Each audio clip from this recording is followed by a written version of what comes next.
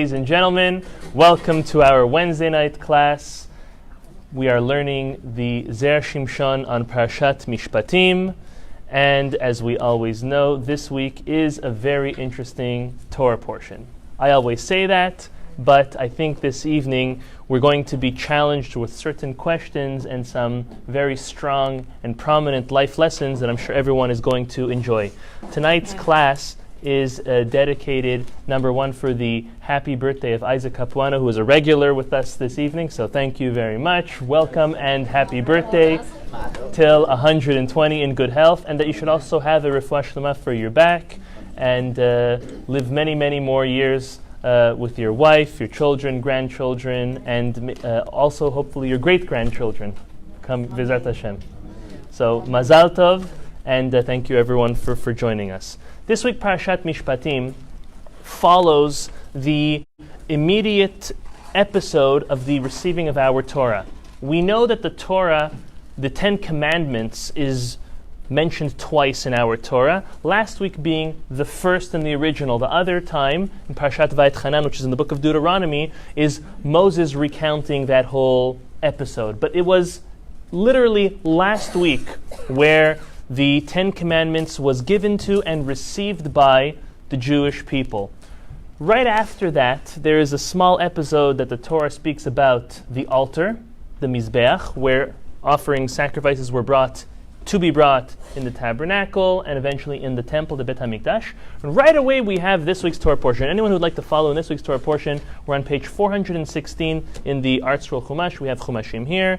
If you're tuning in online, you'll be able to open your own Chumash. And right away, the Torah is going into a very, very interesting and also intricate law about a Jewish slave, an Eved Ivri.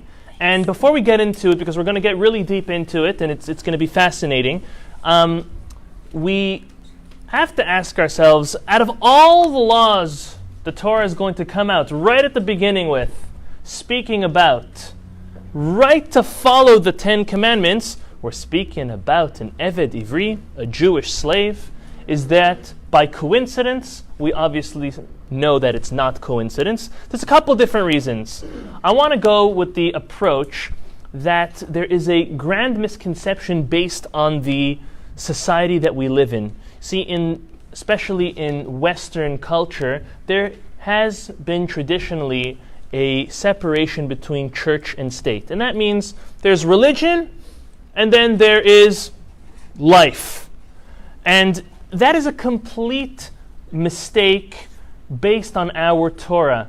You see, there is two realms of obligations in our Torah. There's between us and God, and then there's between us and our fellow. And the truth is not one is more important than the other. Many would like to say all that really matters is between me and my Creator, and everybody else I can run them down along the way in order to get done what I have to get done between me and my God. That is completely false. That is not a Jewish concept. That's not what the Torah wants from us. On the contrary, the Torah is setting a precedent that amongst the first laws that are being taught right after the giving of the Torah, which we know there's 2 tablets, 5 between us and God and 5 between us and our fellow. I think I've mentioned this once, not this year, maybe in previous years. If we look at the 10 Commandments and we look on each one, there are so many more words on the first tablets opposed to the second tablets. This is not my observation. This is the observation of the Mabit, who was a very, very, very great author and Torah scholar. And he says, what happens when you have so many more words on one of the tablets opposed to the other? The font size is different. So I believe there's around 6 or 7 times, I don't remember, I didn't plan on saying this, but there's 6 or 7 times more words on the first tablets opposed to the second tablets, meaning the letters were so much bigger on the second ones, alluding to the importance that a person has to put towards our ben adam lechavero obligations, our obligations between us and our fellow, and not only putting all of our intention on the laws between us and God. Similarly, the juxtaposition of this law of an Eved Ivri, which is an interpersonal relationship, it's between us and our fellow, who is an unfortunate fellow, as we'll speak about, is so important that it comes right after to show you this is the point of the Torah. Of course, your relationship with God, but your relationship with all those that you encounter at any time. That's why this is one example, one reason why we are starting with the laws of an Eved Ivri, a Jewish slave. So who is this guy? How did he come about?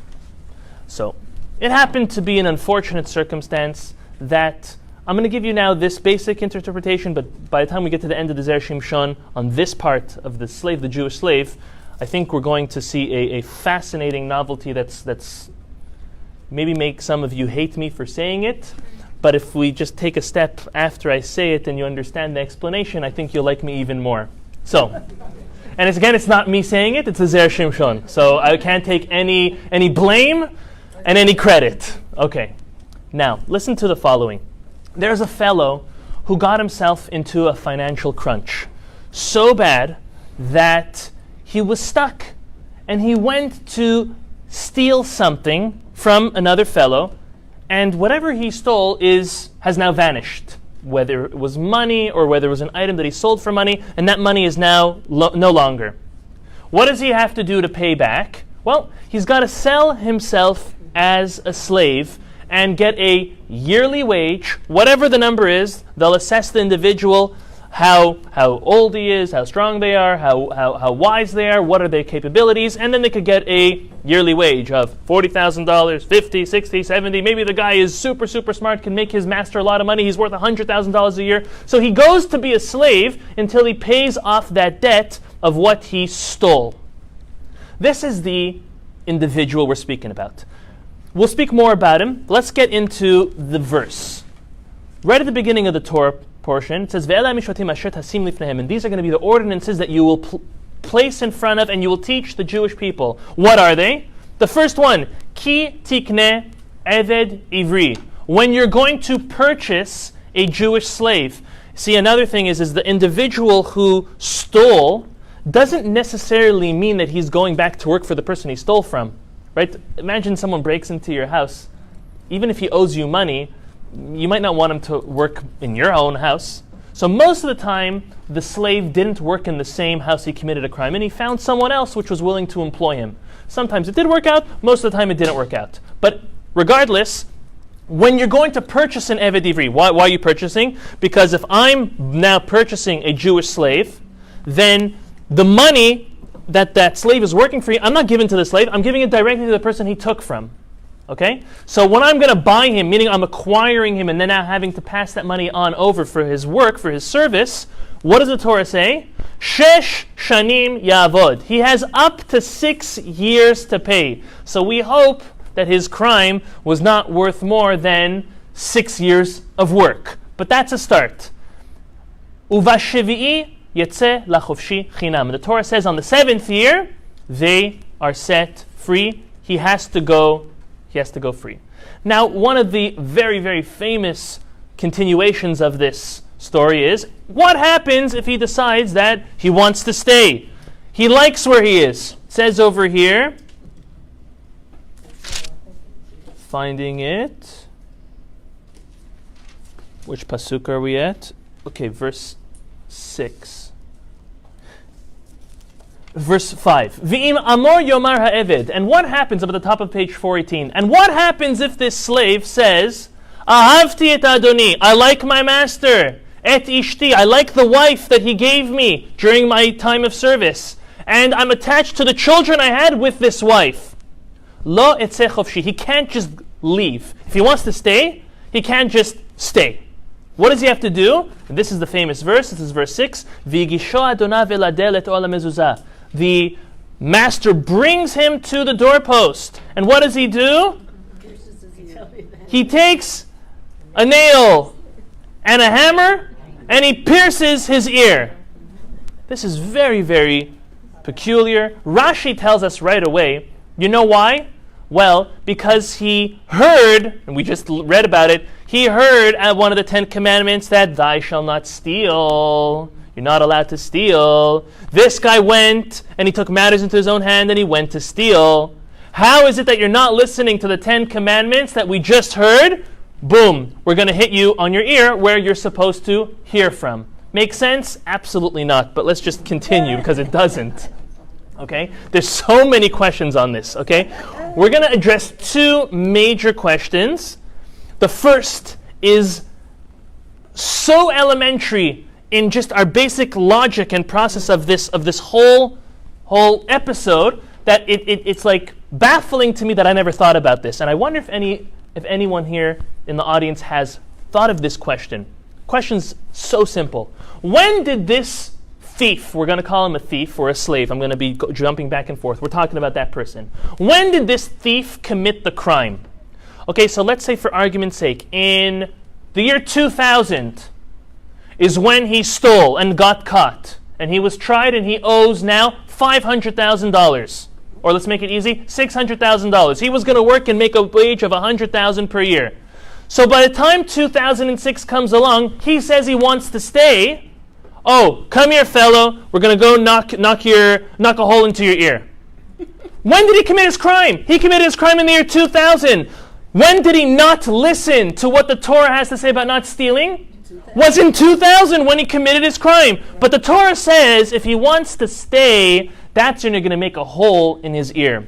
Is that a very basic question? Yeah. I never thought of it. Okay?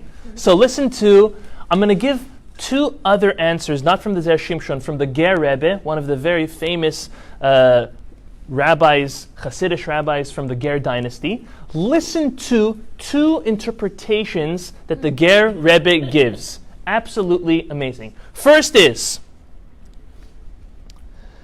he reminds us of the law that as a master, as a slave owner, you need to treat your slave in the utmost conditions and respect. As the Talmud tells us, if you have only one fluffy pillow and one comfy blanket and mattress, and you only have one portion of deluxe food, guess who it goes to? Contrary to popular belief, not your spouse, not your children, and not yourself. It's going to the slave. If you are fortunate to have more than one, then everybody's living on the same standard. If not, the highest, most comfortable standard is put on the slave. And the slave is able to enjoy of it. Very interesting. Now look what the Ger Rebbe says. The Ger Rebbe says that law only applies for the first 6 years of servitude. If the slave continues and says, I want to stay, okay, you could stay, but it's going to be different conditions than before.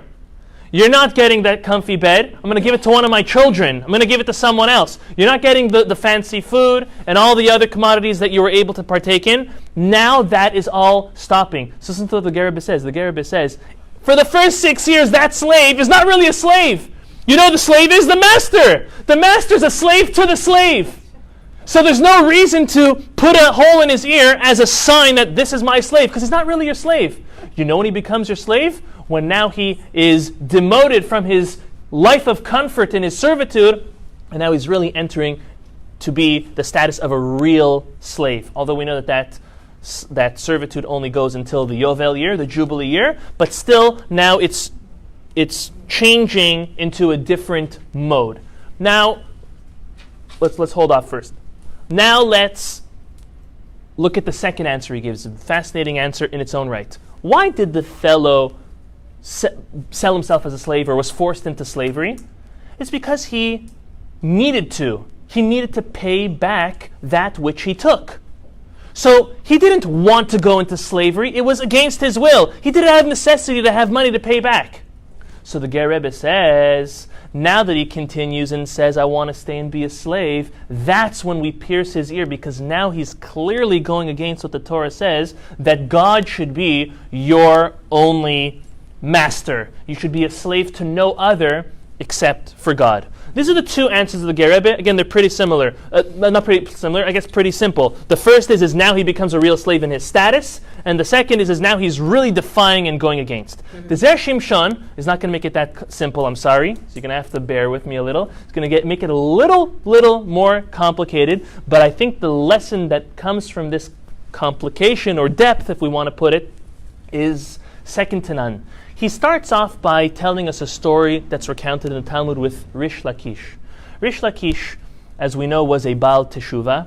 He always grew up Jewish, but he was not very observant in his youth. He was a little bandit. Not only was a little bandit, he was the head of the bandits.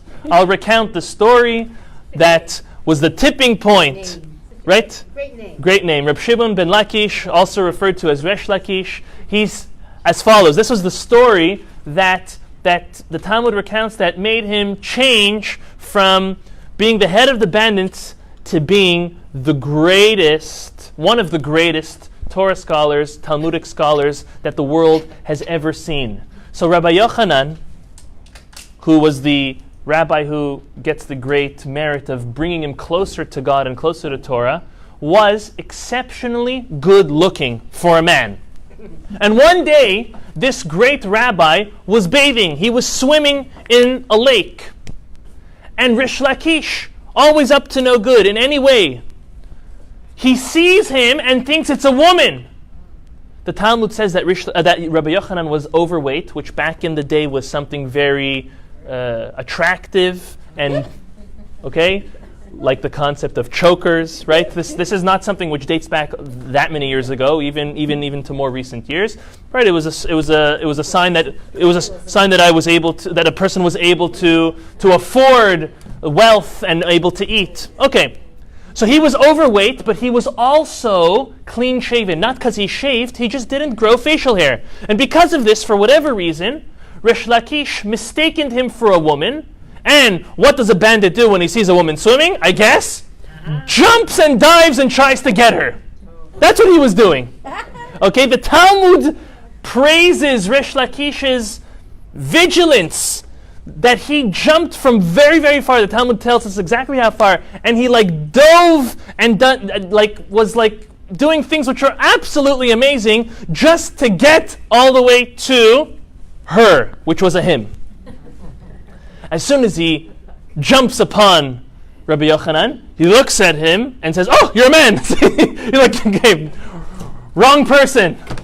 Rabbi Yochanan knew that he was, I guess, better looking than the rest of men or the rest of rabbis, and he says, "Don't worry, I have a sister which is way more beautiful than I. If you start studying Torah, and guess what? I'm giving you an offer. I will be your teacher." And eventually they became chavrutas, they became study partners. If you learn with me, you leave your bad ways, I'm going to now give you my sister as your bride. So first of all, Rabbi Yochanan saw in him, I know we're a little off track, but it's a very interesting story. Rabbi Yochanan saw in Rish Lakish his drive for something. And even though it was something very bad, and he says, if I channel this to the right way, he has so much potential and so much power. A lesson for us all to know, never to give up on anybody. No matter how gloomy, no matter how horrible someone sees in any character trait they have, if it's just channeled and directed in the right way, there is so much that can be tapped into and grow in great success from that person. So this is what Rabbi Yochanan found in Rish Lakish. Why did we even get into this? Okay, so we're singing a story about Rish Lakish. Okay, fine. This is what happens when we go off script. To make a long story short, Rish Lakish left all of his horrible ways and became one of the greatest Talmudic sages ever, and his opinion is quoted non-stop throughout our Talmud. So listen to this story about Rish Lakish. Now, it's ironic that Rish Lakish happened to find his way in this story because he used to be a bandit, he used to be a thief. So one day, after he did his teshuvah, he was watching, I guess for a friend of his, he was watching one of his friend's fields. And while he was watching the field, he was guarding it, he heard another fellow come over and start eating, i.e. stealing figs from the field. So at first, he didn't want to confront him, right? He left those days where he used to beat people up and getting to gang fights. He left that all in his past. So what did he do? He started ruffling his feet and making noise, so hopefully to scare off the bandit, the thief, from stealing. Didn't work. So he screamed out and he said, "I'm sending you out into excommunication if you don't stop eating what's not yours." So the thief answered back, "I don't care. If I owe you anything, then tell me, I'm liable maybe for that. but I'm not liable for excommunication. I didn't do anything wrong that warrants excommunication. The Talmud does delineate and give clear guidelines. When a person does something, then they now are liable for excommunication. And stealing figs is not something that's liable for excommunication. So that's the story in the Talmud. On that, the Nimukei Yosef, which is one of the commentaries on the Talmud, he asks, why wasn't he liable for excommunication? If a person could be liable for excommunication on transgressing a rabbinic prohibition, well, surely a Torah prohibition, such as stealing, a person should be liable for excommunication, especially if a grand rabbi is setting it upon that person. And to that, the Ra'avad, another great Torah commentary, he was one of the medieval scholars, he answers as follows. He says that Rish Lakish didn't warn this thief before stealing those figs. Like many of the punishments administered, like all the punishments administered by our Betin, the court of law that enforced the Jews to uphold to the observances and all of the commandments, they had to have been warned before doing it. Any crime, whether it's eating something not kosher, not keeping Shabbos, any type of crime that Betin would administer either lashes or death penalty to, could only be brought along if there was warning by witnesses prior. And Rish Lakish didn't warn this thief, and therefore the thief is saying, I can't be liable for excommunication. Maybe to pay back what I took, but that's it.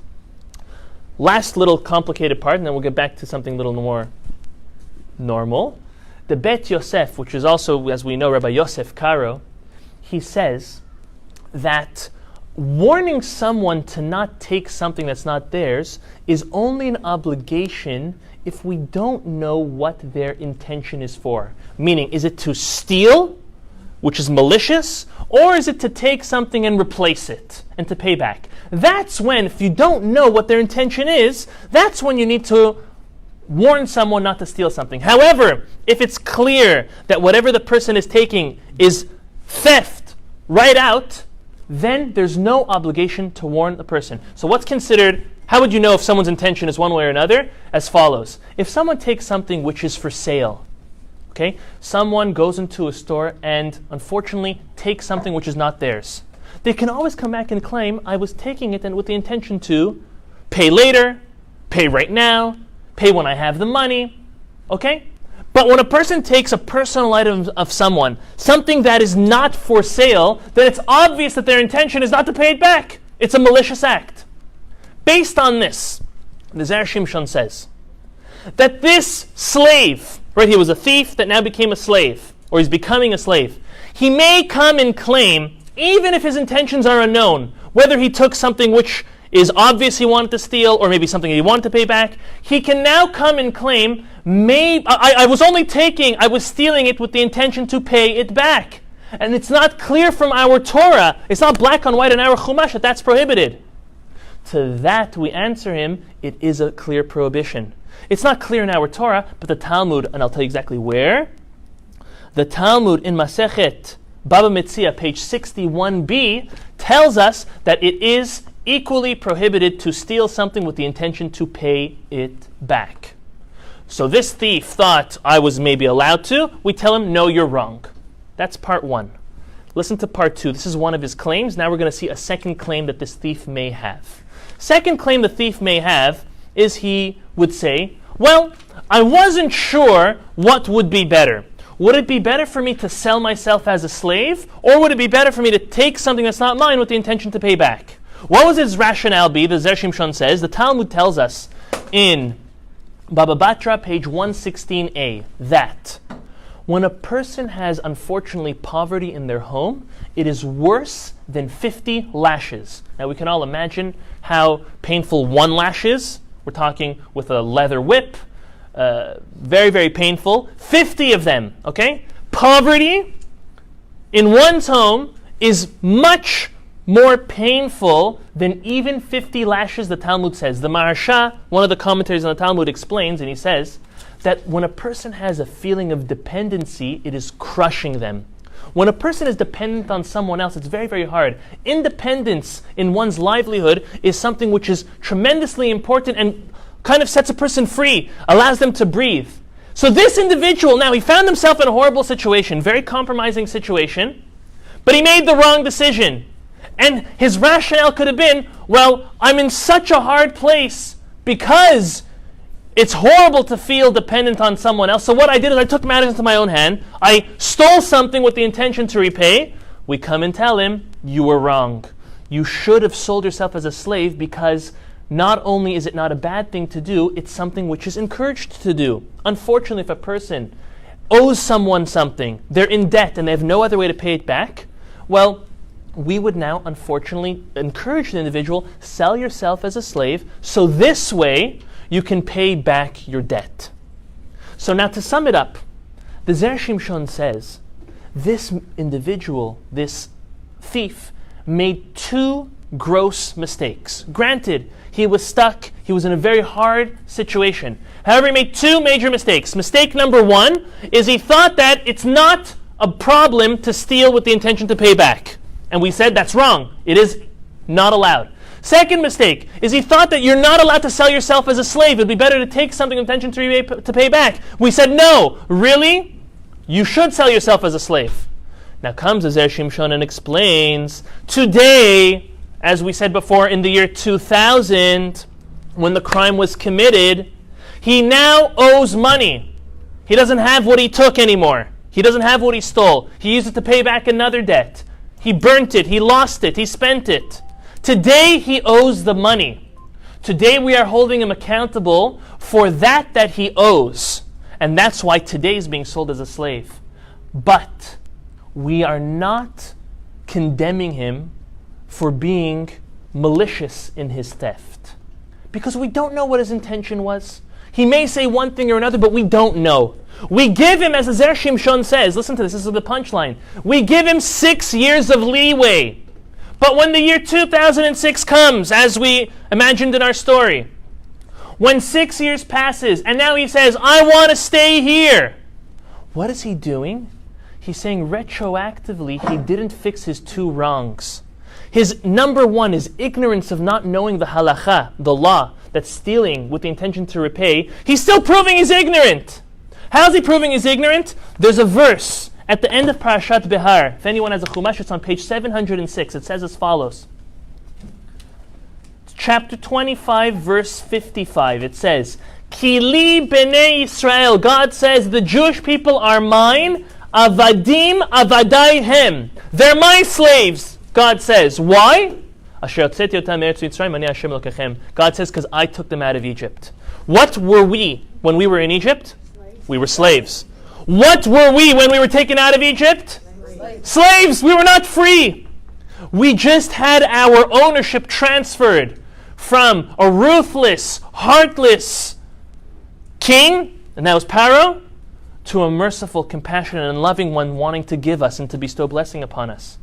But we are still slaves.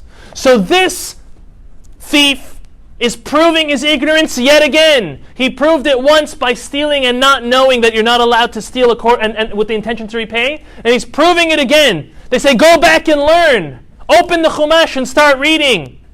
You know who the only person we are as Jews supposed to be slaves to? Only God. No one else. And now you want to be a slave to where you are in your comfort zone? No. Now we punish you for your being malicious in your theft. Second mistake he's making. The second mistake was he thought that he should not sell himself as a slave, rather steal. Now he is proving his logic wrong. His logic was, when you're dependent on someone, it's the hardest thing ever. It's like having lashes. What is he doing now? He's saying, I want to be dependent on my master again.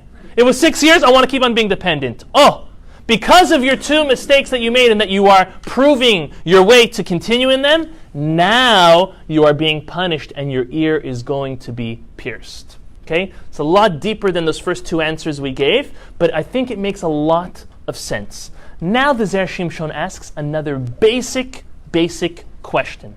Again, our first question was, why is the punishment of the piercing of the ear taking place only 6 years after the crime? And we gave two answers from the Ger Rebbe, and we gave the Zera Shimshon's answer. Now, the Zera Shimshon asks an obvious question. He says, why is this the only one of the 10 commandments that the ear is being pierced for? What happens if someone commits adultery? If someone murders? If someone, okay, those you can say, well, those are death penalty. Okay, so maybe those not. But if a person doesn't believe in God, if a person, well, many of them are death penalties. That's why this question is not by all of them. But if a person now covets another, whether it's them, their spouse, their house, their donkey, and anything that they have, why is it that we don't take the individual, hold him up against his will, up on the doorpost, and pierce his ear? We heard at Mount Sinai not to covet your fellow, and we're piercing your ear for not doing what you heard. Why is it only when it comes to stealing that an ear is pierced? And specifically this Eved Ivri, this Jewish slave. Good question. So I'm warning you, you're not going to like the Zera Shimshon's answer until I spin it. Okay? I promise you will not like it, especially the women. When I was thinking about this, I was conversing with another rabbi this morning. He told me, I don't think you should say it if there's going to be women at the class. I told him, Rabbi, I never hold back. I say whatever's on my mind. But then I spinned it for him and he liked it. So listen to the following and I'll see if I have your approval rating. If not, just thumbs down, don't worry. I don't take anything personal because again, it's not me, it's a Zera Shimshon. Listen to the following, okay? We have jelly beans to throw at me, get ready. Okay, listen to this. The Talmud in Masechet Ketubot tells us that a person should be careful not to listen to too much idle talk. Why? Rather, it says it as follows. A person should not allow their ears to listen to too much idle talk because the ear is sensitive. On that, there's different interpretations. What does it mean that the ear is sensitive? Rashi explains it very simply. He says an ear is something soft and sensitive, and therefore it will burn first. Okay, the Talmud says don't listen to too much idle talk through your ears because your ears will burn. It'll be the first limb to burn. Rashi takes it at face value. He says ears are soft, and in a fire, that'll be the first thing to burn. The Chafetz Chaim takes it a step further and says that when a person listens to forbidden speech using their ears, that is the first limb that is sinning, listening to Lashon Hara, forbidden speech, and unfortunately that'll be the first limb that a person will be paid back for if and when they are faced with the fires of Gehinnom. It's very severe. Okay? The Maharsha says something different. More similar to the Chafetz Chaim, but the Maharsha says something different. He says that ears are sensitive in the fact that in the middle of a conversation, it is very easy for an idle talk, even a positive conversation to slip south. As soon as someone says something and then but, and then da-da-da-da-da-da. Like, oh, this person is so nice, they da-da-da-da, and then but, and then that just now, unfortunately, it's a slippery slope, and the whole conversation turns, unfortunately, negatively. He says the ear is, unfortunately, the most involved in that. Of course, speech, but the crime is committed on the listener as well. And therefore, he makes an observation. He says, the Talmud doesn't ever warn us about doing anything else that is just permitted, except for with one's ears. The Talmud doesn't say, be careful not to let your eyes roam at things which are permitted, because you may stumble upon something that is inappropriate. The Talmud never says that. The Talmud says, you shouldn't be accustomed to smelling good things because you may come to smell something foul, and be careful. No, there is no such. The Talmud never says don't touch things which are allowed to touch or are safe to touch because you may touch something that's not safe or dangerous. The Talmud says none of that. The Talmud only says be careful with what you lend your ears to because your ears are sensitive. The Maharsha explains because a conversation can change so quickly that we have an obligation to guard our ears very, very specially. To the point where the Talmud says the reason why the earlobe is so soft, as we all know, is in order that we can take our finger and crush it into our ear to stop us from hearing anything prohibited. Now, the Zera Shimshon says on this. We have a Mishnah in Masechet Avot, in the first chapter. And it says as follows, Rabbi Yossi Ish Yerushalayim Omer. Rabbi Yossi, man of Jerusalem, would say a couple things. And the last thing he says, and this is always something which shocks everybody, he says, Ve'al tarbe sicha im ha'isha. That a man should not speak too much, should not excessively speak with a woman. And who were we speaking about? Be'ishto amaro. Speaking about one's own wife. That a husband should not overly speak with their wife because, and then he says, Kal vachomer beshet chavero, and all the more so with a woman that's not your wife, because of different things that it would cause. Speaking too much to one's wife, the Mishnah says, can cause sin, could cause the waste of doing mitzvot and Torah study, and initially or eventually bring a person to, unfortunately, Gehinom, to even their portion in hell. It's a very, very hard Mishnah to understand. And the basic understanding is that when a couple just has, unfortunately, nothing productive to speak about, then the conversation goes sour, and that's when bickering and fights start. So a husband and wife should always, I don't want to say limit, but monitor the time that they spend together to make sure that it is productive time, staying out of any fights or bickering. And obviously every couple and every family has their own guidelines to abide by. The Zera Shimshon says as follows. He says, when the Mishnah is saying don't overly speak to your wife, it's meaning even in permitted matters. Even in permitted matters, don't speak too much to your spouse. And here it's talking to the man to their wife. Because, again, speech, a conversation is a slippery slope, and one may sin by listening to something that they're not supposed to listen to. Now the Zera Shimshon comes to our slave, and this is where you have to have bold shoulders to say this. He says, do you know how this guy got into this trouble? How did this thief get, you can imagine, right? How did he get himself into this mess? He says, because he was lending his ear too much to his wife. Why? But why? What did he do? Says as follows, that his wife kept on nagging him for expensive jewelry, for tasty food, for lavish vacations, and he found himself in this compromising situation. He mortgaged himself out, he got all the loans, he had the loan sharks after him, he had nothing to do but to go steal from another person to pay back all of his debt. Who caused all this, the Zera Shimshon says? No. Him lending his ear to his wife. Okay? And it's that he who was not careful with his ears by over-speaking, even in permitted matters, to his wife, which got him into this predicament, this very, very hard situation. Okay? This is what the Zera Shimshon says, why his ear is punished, because he sinned through lending his ear too much to his wife.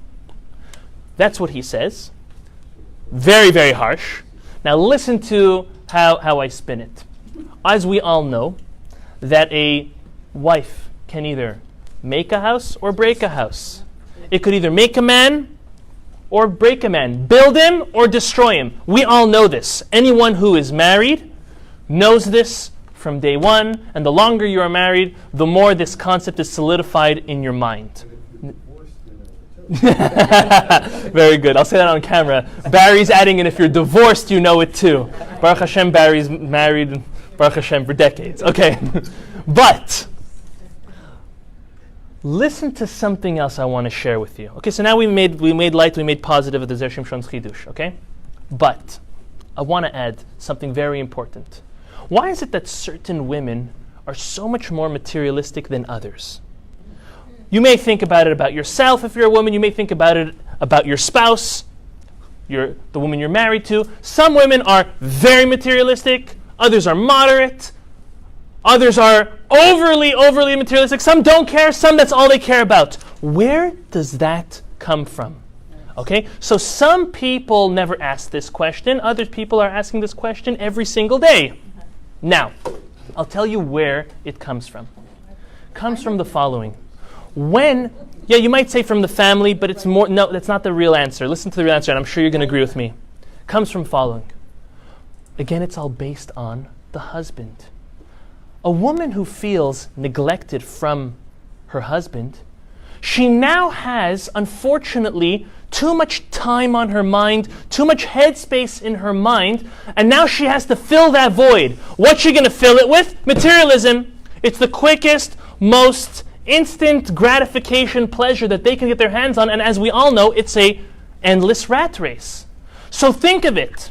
Those couples, or even in your own life, if you as the wife, or if you as a husband realize that you or your wife is either way too materialistic or doesn't care about it at all, you know what determines that? What determines that is how much quality time do you spend with your wife? How much, as a wife receiving it, how much quality time, how much is invested good time, or how much are you being neglected? Now, this doesn't mean that a person who spends all the good quality time with their spouse, that now they do not need to take their spouse or the family on vacation, or they don't need to buy them jewelry or spoil them. But when a woman is just like all day long hunting for more materialistic items in this world, it's because they're not being satisfied elsewhere. The Torah is telling us, you're going to get yourself into big trouble, mister. If you lend your ear to your wife, i.e. you're sinning through your ear, you're going to get it nailed to the wall, to the doorpost one day. If you keep on neglecting your wife and you're causing her, why would a woman ever be nagging her husband for all these lavish and materialistic things? It's when she's lacking in every other way that a husband commits to his wife when he signs the ketubah under the chuppah. And this is why he is punished through his ear. This guy was disregarding his wife. After that disregard and neglect, then she started coming and eating his ears out, literally. And that's what unfortunately got him to being sold as a slave after stealing. This is the first segment of this evening's class, and I wanted to just bring two lessons based on the Zera Shimshon before we move on to the next part. I prepared a lot, so I don't know how much we're going to get through. But listen to the following. The Torah is teaching us a fascinating lesson of how to deal with a civil crime. Today's civil courts, when we catch a thief and he is a repeated offender, they lock him away. And after they lock him away, who is he with? He's with, unfortunately, other criminals. And they're in jail. And what does he learn over there? Even though he only came in as a thief, he comes out there with a degree in money laundering, in buying and selling drugs, in human trafficking, in all other horrible, horrible things. Why? Because we took this criminal and we condemned him in every way possible, and we put him where, unfortunately, is going to be his end. We're sealing his fate. The Torah says deal with a civil crime differently. You know where you put a civil criminal? You put him in a healthy, functioning Jewish home. You know why? Because he's going to see what goes on in this house. He's going to see what takes place. And while there, he's going to see how Mr. treats Mrs. and Mrs. treats Mr. and how the children treat each other and their parents, and how the parents treat the children. He's going to say, after 6 years of watching this, and also being treated nice, as we said, you know what? This is what I want for my life. I made a mistake. I stole. I paid my debt. I have a fresh, new start. The Torah says, take this person, put him in a conducive environment. Put him in an environment which will promote towards his growth. That's lesson number one. Lesson number two, back to the reason of why he is being punished 6 years later, having his ear pierced and not originally. You see, when he committed his first crime, we gave him that leeway for 6 years. But when a criminal commits it again and does it over, he's a repeated offender, we can't just turn our eye anymore. We didn't know what his intentions were the first time around, but now we know what he's doing. Now he has to pay the price that he should have paid all along. We see this idea of mercy and compassion and this leeway God does provide, but we have to know that an onus could be counted for once. And every new onus and every time that it's a mistake, mistakes are forgiven. But you can't keep on committing those mistakes over and over, because then it's no longer a mistake. Next part. The Torah tells us, I'm in chapter 23, and I'm in verse 25. The Torah tells us about our great obligation to serve God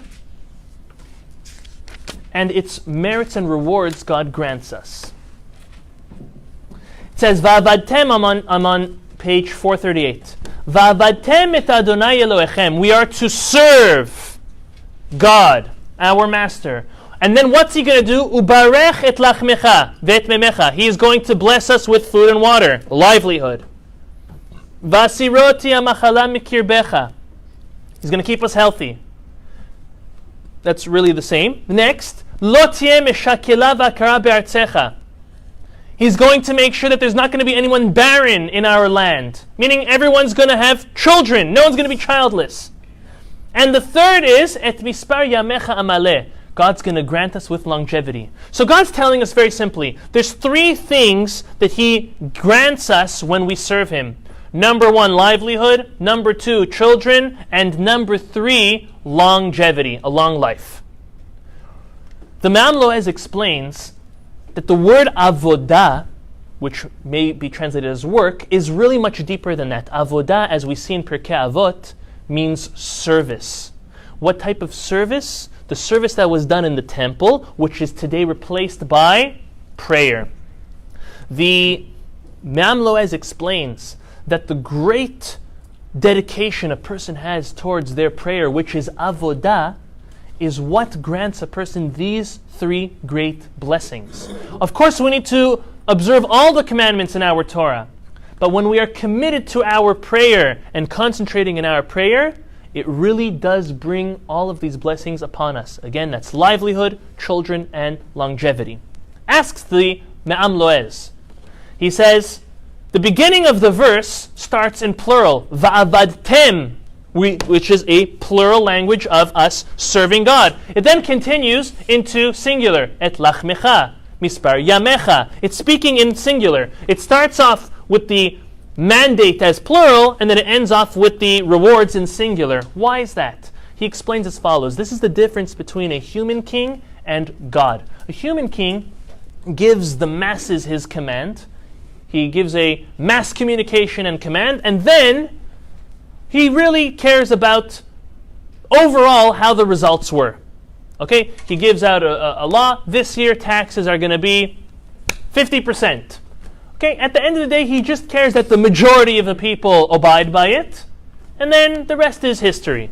God is different. See, God commands the masses. He commands all Bnei Israel, but His reward to each and every person is very specific on what their intention is when they come to Him and pray and serve and learn Torah. So it starts off in a plural, but it ends off in singular because a person's livelihood, a person's having children, and a person's having longevity is something specific to where their heart is and where it is in apropos to their Creator. Now the Zera Shimshon says, a interesting observation. Why are these the three blessings that a person is given? He says because these are the three basic and most important blessings anyone wants. And he says the order is not by chance. The first most basic thing a person needs is a livelihood. How are you going to eat? How are you going to survive? That's number one. Number two, once a person has a livelihood, what's the next most important thing they care about? Is having children. Who are they going to give it to? Everything they worked for. And number three, long life. Because if you don't have a long enough life, how are you going to enjoy your children and see them enjoy what you give them? So the Zera Shimshon says this order is not by chance. Now he asks a very nice question. He says, based on this verse, it seems that these three blessings, again, livelihood, children, and longevity, are based on a person's merits, on a person's good deeds. If they serve Hashem, they'll have them. The Talmud tells us exactly opposite. The Talmud tells us that Benei, Chayei, Umzonei, which are these three rewards, are bimazal talui. They are dependent on a person's mazal. Tosafot explains that maybe a zechut gadol, a great merit, can change a person's mazal. But we are at odds. The Zera Shimshon says, our verse, black on white, is saying these three blessings are based on a person's deeds, and the Talmud is telling us it's either based on a person's mazal, based on when they were born, and also could be a great merit to shake the mazal, but not a simple deed as va'avadtem, of serving God. So which way is it? Is these three most basic blessings based on our deeds or based on our mazal, our good fortune? Listen to what the Zera Shimshon explains. He says, really? All three are based on mazal. That means, based on when a person was born, the time they were born, who their parents are, where they were born, and all the little different intricacies that are all divinely calculated, will depend on how a person is blessed in these three realms. As we know, the Talmud tells us the only thing we can choose is our decision of the fear of God. Right? How tall you are, who your parents are, how smart you are, how wealthy you'll be, where you'll live, all these things are preordained by God. The only thing we have a choice in is what do we do with the package God gave us. Will we make a decision based on the fear of Hashem, on the reverence of Hashem, the respect, or not? That's the only thing we can choose. The Zera Shimshon says, really, all of those above, livelihood, children, and longevity, are all based on a person's mazal. However, Hashem is telling us that He will bless us even if our mazal dictates otherwise. Meaning, and this is true for two and not one, and you're going to see this is absolutely amazing. All of us who love Eretz Yisrael so much are going to love this chidush, this novelty that Zera Shimshon is going to share with us. He says this is true for livelihood and longevity.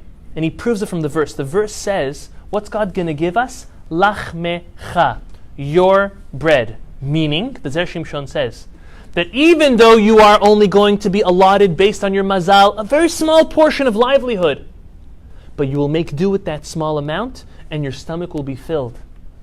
And your bills will be paid, miraculously, with a small amount. If you are va'avadtem, if you serve God. Meaning your mazal won't change. You are only allotted a very small amount of livelihood in your lifetime, but that'll be enough for you. And you will flourish and you'll feel satiated. If you serve God. Yamecha, your years, your days, your life. A person's life is destined. How many years they will live. Now, will you fulfill those years or not? That's based on how you serve Hashem. Meaning it's destined. The person's supposed to live till 95. I want to give a nice number, right? Or 120. If a person falls short, the Talmud says it's based on their deeds. But their mazal dictated them to be living those amount of years. So all of that can change. That mazal can change, so to say, or have the blessing within that mazal based on how we serve Hashem, how committed we are to God. But the Zera Shimshon notes something different about the way the Torah says that there will be no one childless. Number one, it says it in a negative way. Meaning it says you will have a lot of bread, that's positive. You'll have a long life, that's positive. And it says there will be no one that's barren in your land. Why is it negative? Secondly, it's the only one of these three blessings that is dependent on the land, meaning the land of Israel. Why? Zera Shimshon asks, why does it seem like a person's merits will be able to change through a zichut gadol, a great merit, the idea if they're going to be childless or not? And why is it dependent on living in the land of Israel, or in the land of Israel, says the Zera Shimshon? He answers as follows. He says, he quotes the Talmud in Masechet Rosh Hashanah, page 16b. It says there are four things that can change a person's, or rip up a person's decree. Charity, crying, meaning crying through prayer, the change of name, or the change of deeds. Tzedakah, tzedakah, shinui shem, and shinui maaseh, change of deeds. These are the four things that the Talmud, and the Talmud proves it from different verses of different times in Jewish history from our Torah, that when someone did one of these four things, something changed for them. Their gzar din, their decree, changed for the good for them. There's another opinion that says even change of place, shinui makom, shinui mazal. That when you change your place, you change your decree as well. Where is it proven from? It's proven from Abraham. What did God tell him to do? He told him, change your name. I'm giving you your name Avraham. But he told him, if you want to have a child, change your place. Go from where you are and go to Canaan, the land of Israel. This is one opinion. The other opinion, says the Talmud says no, it's not change of any place. It was specific to Abraham because he moved to the land of Israel. It wasn't any change of place that changes the mazal. It's only when you change your place from where you are to the land of Israel that your mazal will be changed, that your decree will be changed. And that's what gave Abraham the ability to have a child.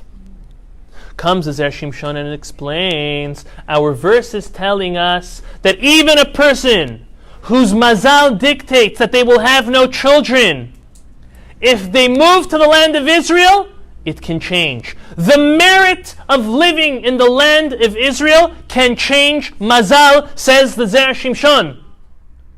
But why specific to having children? Why only by this one? Not by livelihood, we don't see it, not by longevity, but specific to having children. Listen to what the Zera Shimshon says. Why does a person want to live? Why does a person want to live in the land of Israel? Is it for the weather? No, we have nicer weather here, let's be honest. Okay? Is it for the gashmiut, for the materialism? No, we have it better. We have it better here also. Is it for the food? Food's exported everywhere. Most of the food you eat in Israel is imported anyways. Okay? So it's not for the food. What's it for? The Talmud says, it's in order to cling to God, to be close to the Shekhinah. That's the place of God's resting place. That's where the temple was and hopefully will be again. That's the reason why people want to live in Israel. At least our people. That's why we want to live. I'll say it that way. That's why we want to live in Israel. Because we want to cling close to the Shekhinah. The Talmud also says that a person who lives outside of Israel, it's very severe, is saying as if we don't want to live with God. That's what the Talmud says. The Talmud says one who lives in Israel says, I want to live only with God. The Talmud elsewhere also says that a person who decides to not have children pushes away the Shekhinah, pushes away God's presence from Bnei Israel. Person, right, that is the reason why we're brought into this world, is to have children, to raise them in our ways, in the ways of the Torah and Hashem. Someone who says, and holds back from having children, unfortunately, are pushing away the Shekhinah from the Jewish people. And the Talmud says to the opposite. People who bring children into this world are bringing Hashem and the Shekhinah closer to the Jewish people. Based on this, the Zera Shimshon says, God always works midah keneged midah, measure for measure. He says, if you move to Israel to get close to me, the Zera Shimshon explains, so you know what I'm going to do? I'm going to bless you with getting even closer to me. How so? By granting you to have children even if it is against your mazal. Look how beautiful it is.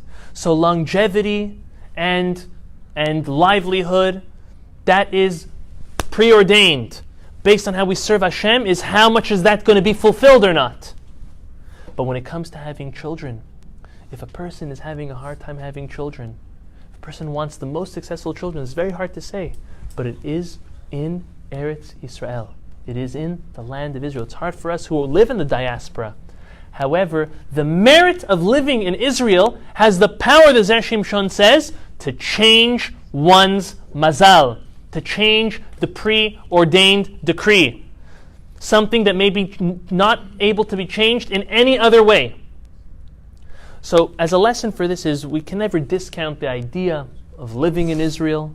Those of us who have lived in Israel or not, visited Israel, it's very important to always have a yearning to want to live in Israel. However, sometimes under certain circumstances, it's impossible for us to be there, but we always have to yearn to want to be there.